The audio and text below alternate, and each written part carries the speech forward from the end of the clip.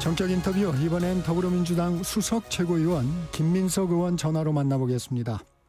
의원님 나와 계시죠? 네, 아직 전화 연결이. 대한민국 중심 채널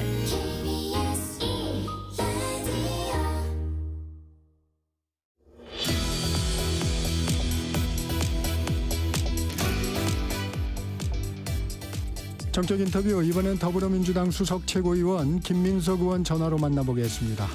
의원님 나와 계시죠? 네, 나와 있습니다.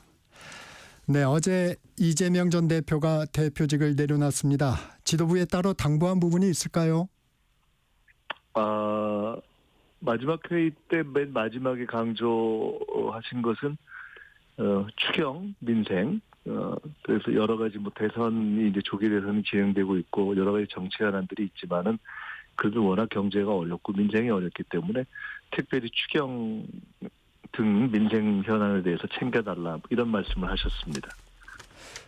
추경 부분은 지금 이제 정부가 곧 추경안을 내겠다고 그랬는데 어떤 부분이 가장 쟁점입니까? 일단 사실은 여러 가지 최근의 경제적인 상황 변화라든가 산불 이런 것이 나기 이전 수준의 규모를 지금 정부가 얘기하고 있어서 네. 규모 자체가 너무 부족하다라는 생각을 저희는 하고 있고요. 네. 그래서 정부가 그런 것들을 반영해서 지금 워낙 경제적인 상황이 어려워서 이 부분에 대해서 실질적인 의미가 있는 정도의 규모를 일단 확대하는 것이 제일 최우선이라고 보고 있습니다. 이 전 대표 오늘 영상으로 출마 선언합니다. 내일은 국회 소통관에서 비전을 발표할 예정인데 그동안 함께 지도부를 꾸려오셨는데 어떤 메시지가 담길 것으로 보세요? 글쎄요, 이미 그 내란 이후에 쭉 이야기를 해왔지만 지금은 내란 극복이 첫째고 두 번째로는 이제 경제가 너무 어렵기 때문에 경제 살리기 그리고 이제 그것도 이 트럼프 미국 대통령 취임 이후에 생겨지는 어떤 국제적인 경제적인 상황의 변화에 대처하면서 네. 민생 경제를 살려야 되는 두 가지가 있기 때문에 그런 어떤 회복과 성장, 내란 극복과 경제 살리기를 동시에 해야 되는 국가 정상화의 어떤 필요 이런 것들을 주로 제기하지 않을까 이렇게 생각하고 있습니다.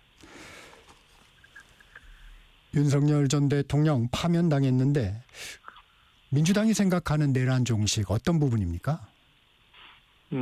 지금 사실은 윤석열 대통령의 파면이 이제 된 거죠. 하지만 윤석열 그 전 대통령 본인도 현재 아직 그대로 이렇게 관저에도 남아 있어서 그 관련된 여러 가지 증거라든가 기록 이런 것들이 훼손되고 있지 않느냐 하는 우려가 있는 정도 아니겠습니까? 네. 가령 군 관계자들이 구속되어 있지만 실제로 이 내란을 준비하는 과정에서 실제 기획에 참여했던 사람들이 어떻게 되는가 하는 아주 기초적인 문제에 대한 조사나 수사까지도 되어 있지 않은 상태죠. 갈 길이 멀죠.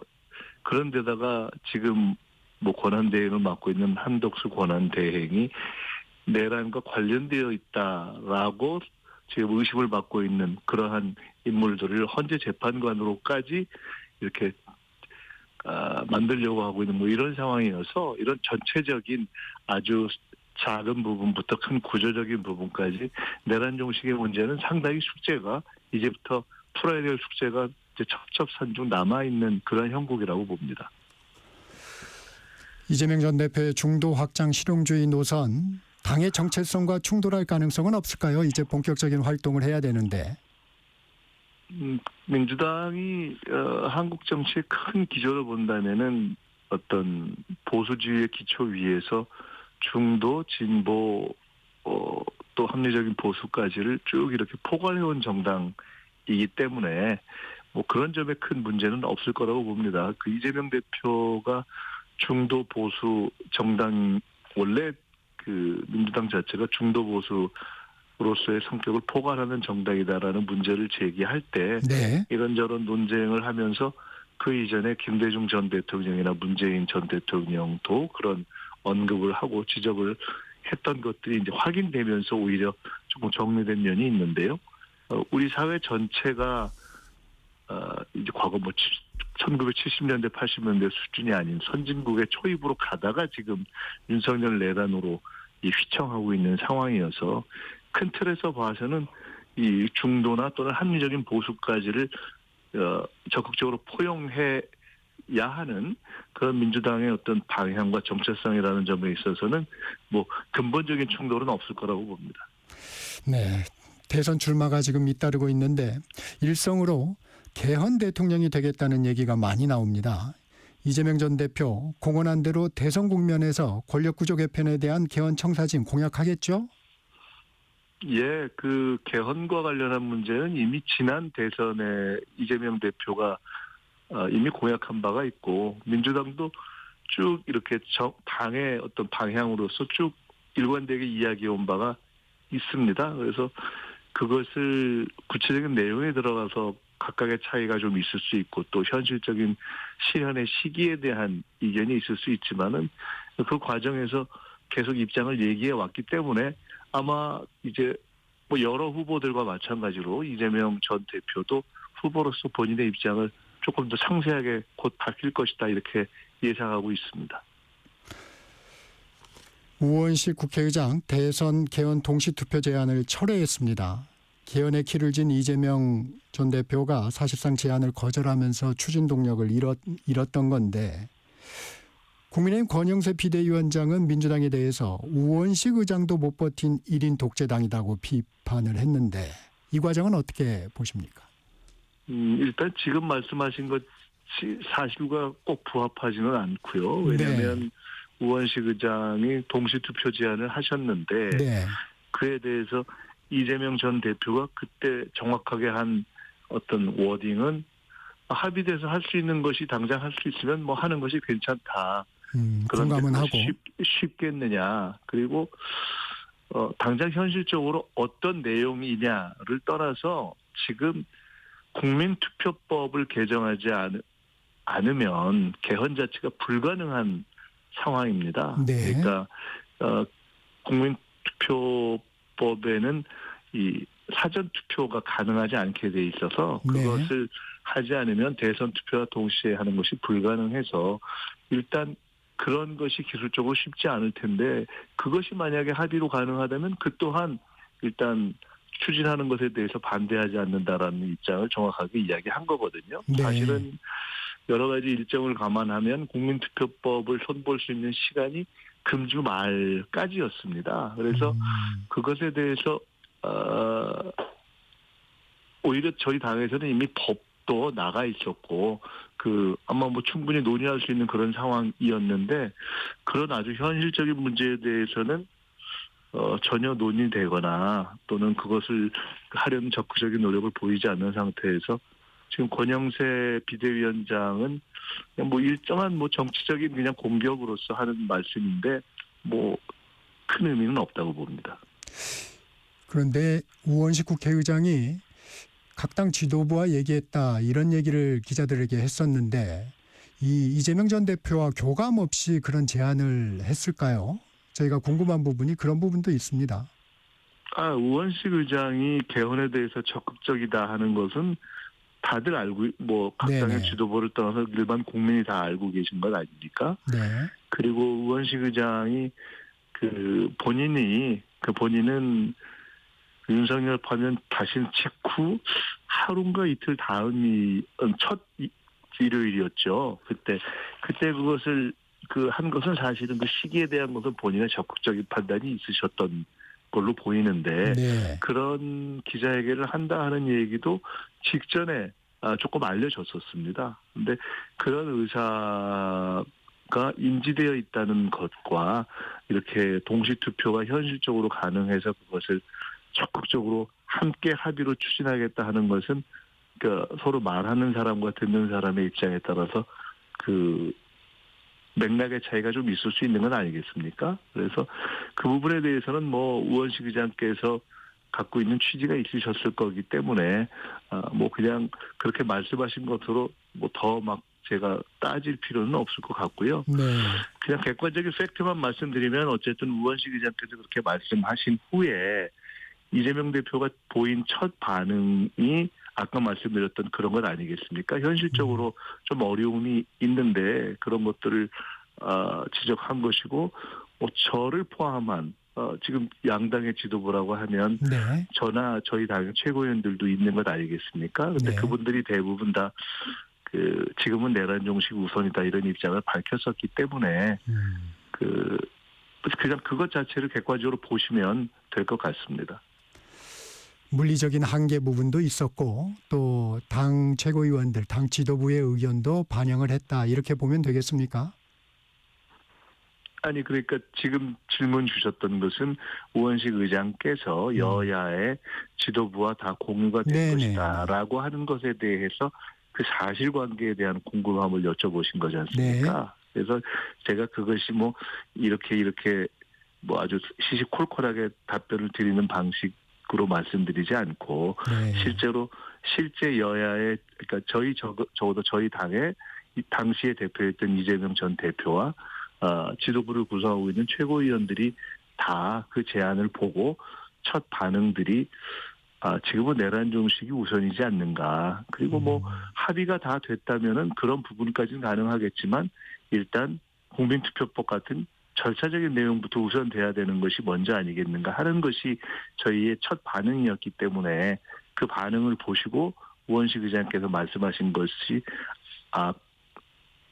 에 대한 판단은 이렇게 들으시는 분들이 하시면 될 것 같습니다. 네. 이재명 전 대표 윤호중 선대위원장의 통합형으로 선대위를 구성한다는 얘기가 나오고 있습니다. 선대위 구성에서도 메시지가 담긴 거겠죠? 예, 뭐 몇 가지 점이 있는데요. 하나는 지금 이제 경선 기간이기 때문에 네. 통상적으로 정당의 이제 선거는 경선이 진행된 이후에 본선 때 또 한번 각 경선에 참여했던 후보 지령을 포함한 전체의 해처 모여가 일어납니다. 그렇기 때문에 현재 이번에 이제 경선 캠프 때에 발표되는 경선 캠프와 본선 선대위는 또 다를 수 있겠죠. 네. 그리고 현재 당직에 또 참여하고 있는 의원들의 경우는 대부분 또 경선에 이렇게 직접 관여하지 않기 때문에 거기에 하기 어려울 것이고요. 그래서 네. 이번 경선 캠프는 주로 현재 당직에 참여하지 않고 있던 분들을 중심으로 하고 그리고 그러면서 또 이재명 대표와 신뢰관계가 있고 비교적 이렇게 흔히 이야기하는 특정한 어떤 친소관계의 정치적 색깔이 비교적 조금 이렇게 포용적이고 네. 그런 분들로 구성이 돼 있다 이렇게 보시면 될 것 같습니다. 그래서 아마 발표되는 인원도 숫자가 그렇게 많지는 않은 걸로 제가 들었습니다. 지금 저희 당의 의원들만 해도 뭐 거의 숫자가 170, 180 이렇게 굉장히 네네. 많지 않습니까? 그렇기 때문에 실제 본선 과정이 되면 선대위가 더 크게 구성되고 모든 의원들께서 참여할 수 있는 그러한 과정은 한 번 더 있기 때문에 그런 점에서 이번 경선 캠프는 조금 더 소규모로 이렇게 구성되는 것을 그렇게 되는구나 이렇게 생각하고 이해하시면 될 것 같습니다. 네. 민주당은 이재명 전 대표가 압도적 지지를 받고 있어서 경선 흥행이 이루어질까 의문입니다. 이 부분 어떻게 돌파하시겠습니까? 그것은 돌파의 문제가 아니고 그냥 현실과 객관의 문제라고 봐야 되겠죠. 네. 그러니까 참여하는 분들이 각각의 자기의 어떤 생각과 비전을 적극적으로 말씀하시고 바라보는 국민들께서 현재의 지지도의 상황이라든가 이런 것을 다 아시는데 뭐 그런 것이 갑자기 그러니까 예를 들어 경선을 통해서 이재명 대표가 지금 경우에 따라서는 뭐 30에서 50까지 가는 지지율이 네. 갑자기 확 떨어지길 기대하는 분이 현실적으로 계시지는 않지 않겠습니까? 그렇기 때문에 경선 과정에서 얼마나 의미 있게 현재의 내란 극복을 위하고 또 우리 국가의 장래를 위한 진지한 제안들이 나오는가, 각각의 후보들이 어떤 진지한 모습, 준비된 면모를 보이는가 이런 것들을 관심을 가지실 것이라고 봅니다. 네. 조국 혁신당과 비명계에서 주장하는 오픈 프라이머리 이건 사실상 어렵다는 입장이죠? 예, 그것은 이미 시간상 어려운 것으로 대부분 판단들을 하고 계신 것 같습니다. 이 오픈 프라이머리가 어렵다면 야권 통합을 위해 조국 혁신당과 나중에 본선에서 후보 단일화는 가능한 대안인가요? 당연하죠. 조국 혁신당뿐만 아니라 이번에 이제 그 윤석열 내란을 반대하고 그것을 극복하는데 함께했던 모든 민주 세력들이 힘을 모아야 하는 것이고요. 거기서 독자적인 대선 후보를 낸 정당이 있다면 그런 후보와 함께 또 그렇지 않고 후보를 못 낸 경우도 있지 않겠습니까? 네. 정당이나 또는 정치 세력 그 외에도 사회 세력이 있는 것이기 때문에 그분들과 할 수 있는 모든 방법으로 뭐 정책을 통해서든 뭐 여러 가지 방법으로 함께 힘을 모을 방법은 당연히 찾아야 할 것이라고 보고 현재 뭐 광장에서 함께 했던 시민사회와도 네. 또 정당 간의 원탁회의라는 형식을 통해서도 그런 노력이 이미 진행되고 있다 이렇게 듣고 있습니다. 정권 교체 여론이 우세하지만 무당층도 적지 않습니다. 왜 그런다고 보십니까? 전체적으로 보면은 흔히 이야기하는 양 정당에 대한 지지층 외에 네. 특정 정당을 지지하지 않는 무당층에서도 정권 교체 여론은 높은 것으로 나타나고 있습니다. 지금 이제 여론조사를 정확하게 보면은 어느 당을 지지하는가, 이 당을 지지하느냐, 저 당을 지지하느냐, 그리고 또 어느 당도 지지하지 않는 무당층 보통 그렇게 나누는 것이 하나 있고요. 그것과는 별개로 정권 교체를 지지하느냐 아니냐 이렇게 바라보는 또 두 개의 기준이 있는데 그 두 개의 기준을 다 보면 정당 지지와 상관없이 또는 특정한 정당을 지지하지 않는 경우에도 정권 교체에 대한 지지는 10%에서 20% 정도 높은 것으로 나오고 있어서 저희들이 그런 어떤 민심을 잘 받들어서 선거를 해야 되겠다 이렇게 생각하고 있습니다. 네. 대선 일정 속에 이 전 대표의 재판 일정도 진행이 됩니다. 대장동 개발 비리 재판 등 심지어 선거운동 기간에도 재판이 있는데 이게 선거에 영향이 없을까요? 뭐 이재명 그 대표에 대한 재판은 이미 많이 진행돼 왔고 또 그러면서도 당무를 잘 해올 수 있었고 또 그 대부분이 검찰의 사실상은 정치적인 의도에 의한 것이라는 것이 너무나 온 국민이 더 잘 알고 계시고 또 검찰이 워낙 이렇게 허망한 기소를 했다는 것도 다 이미 알려진 일이기 때문에 뭐 큰 의미 없을 거라고 봅니다. 대통령실 이전이 이슈화되고 있습니다. 김 의원님은 대통령실이 용산에 있는 것에 부정적인 입장을 표했는데 어떤 대안을 검토하고 있습니까?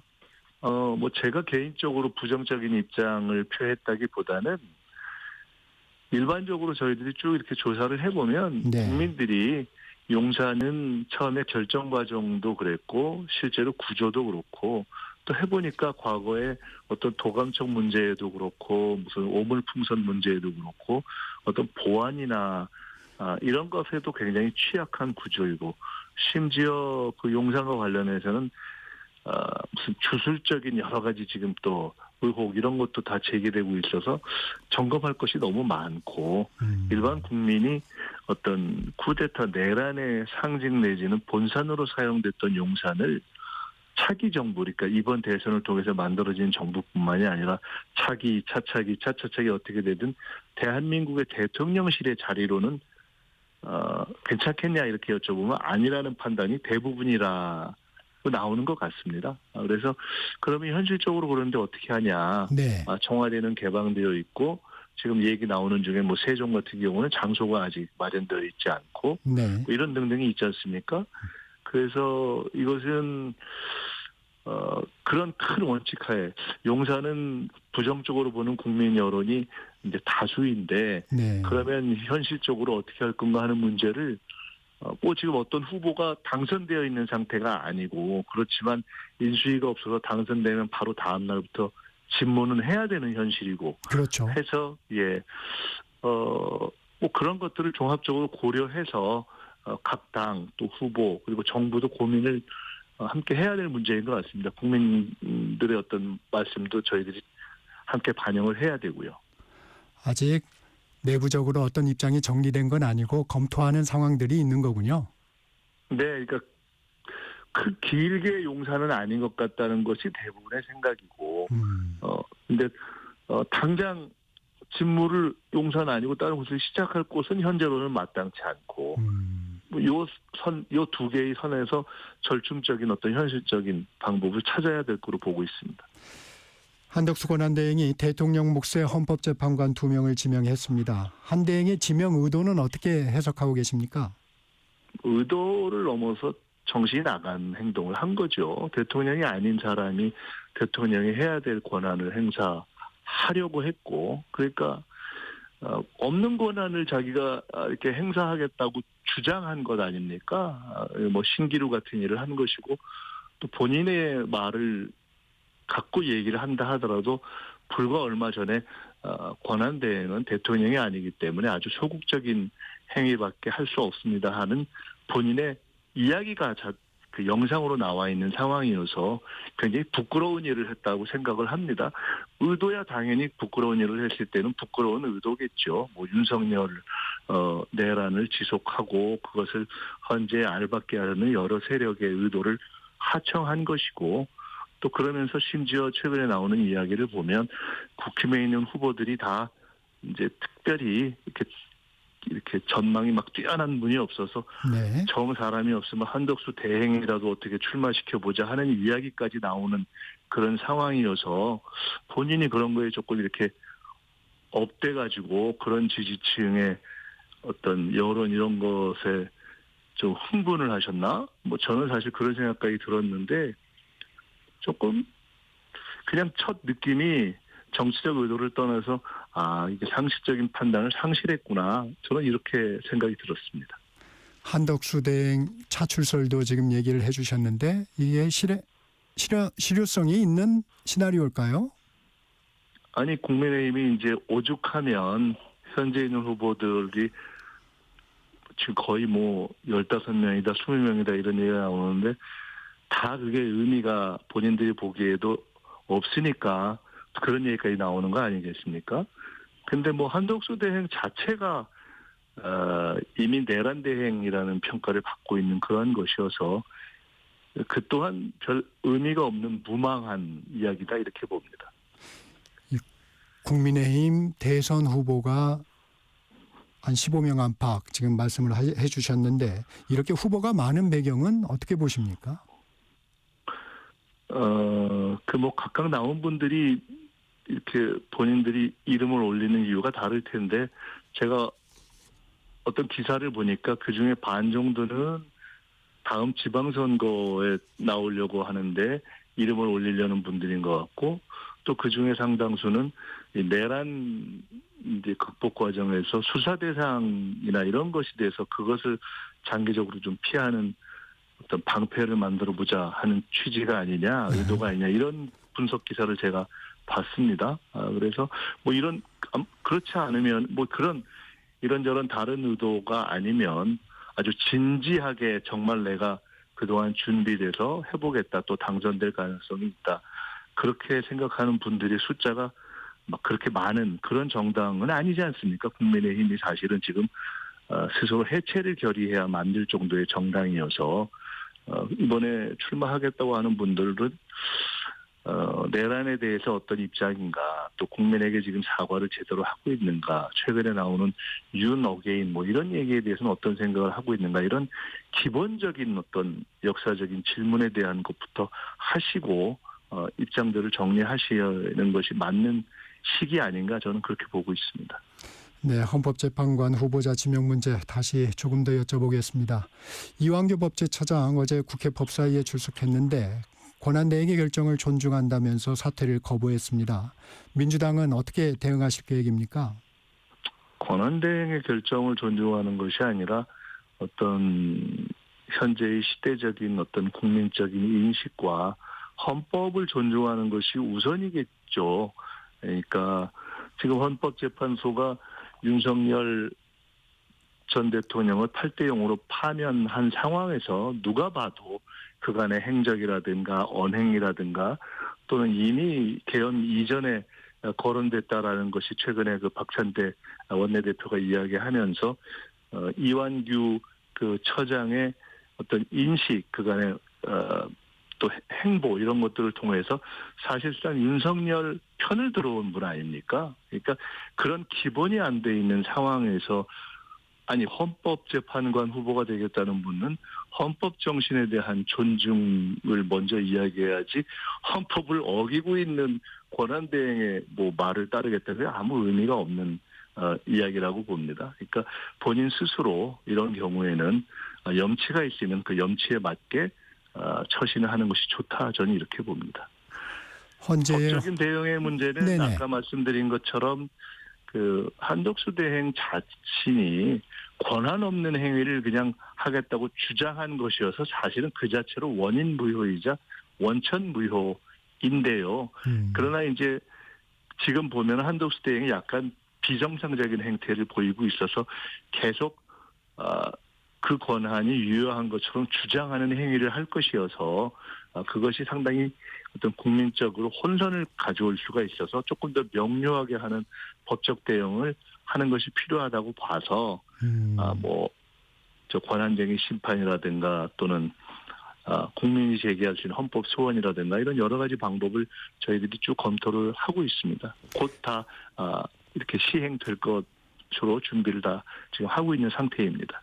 민주당 초선 의원들이 지명을 철회하지 않으면 한덕수 대행을 탄핵하겠다고 했는데 이 지도부에 좀 교감이 있었던 내용인가요?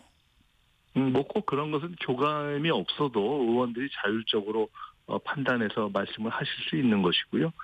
뭐 지명을 철회하지 않으면 꼭 그런 전제를 붙이지 않더라도 한덕수 대행은 이미 탄핵이 한번 이렇게 그 과정이 네네. 진행이 됐었고 헌재에서 돌려보내기는 했지만 뭐 아주 전혀 문제가 없어서가 아니라 헌법 위반에 어떤 문제가 있지만 그러나 그것이 그 파면에 이를 정도로 중하지는 그 당시로서는 않았다. 이제 이런 것 때문에 네. 그런 건 아니겠습니까? 그런데 그런 문제가 있음에도 불구하고 돌아오자마자 이런 월권적인 위헌을 해서 당연히 지금 아마 오늘 내일 만약에 여론조사들이 좀 진행이 된다면 네. 대부분의 여론조사에서 탄핵을 하는 것이 좋겠다라는 그런 조사가 나올 거로 저는 보고 있습니다.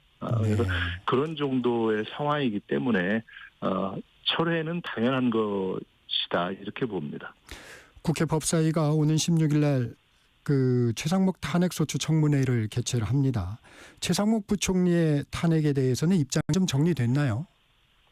최상목 부총리의 탄핵에 대해서는 저희들이 충분히 탄핵될 만한 그런 일을 너무 많이 했다. 그 사이에 그 헌법재판관 임명 문제에 대해서도 그렇고 또 사실은 도덕적으로도 나라가 지금 뭐 정말 어려운 상황에서 그 미국 국채와 관련해서 본인의 어떤 이익과 관련한 그런 투자를 했다라는 것 때문에 굉장히 본인에게는 망신스럽고 국민에게는 너무 실망을 준 그런 행위가 있지 않았습니까? 이제 그럼에도 불구하고 그래서 이제 탄핵 발의가 이미 된 것이고 그럼에도 불구하고 이제 그 당시에는 윤석열 전 대통령 파면이 목전에 이제 있는 상황이어서 일단 법사위 조사가 진행되도록 넘겨놓은 상황이어서요. 그 부분을 그 국회 법사위에서 차근차근 진행해서 밟아 나갈 것이라고 보고 있습니다. 네, 오늘 여기까지 듣겠습니다. 지금까지 더불어민주당 김민석 수석 최고위원이었습니다. 고맙습니다. 네, 감사합니다. 정적시사 2부 마칩니다. 잠시 후 3부로 이어집니다.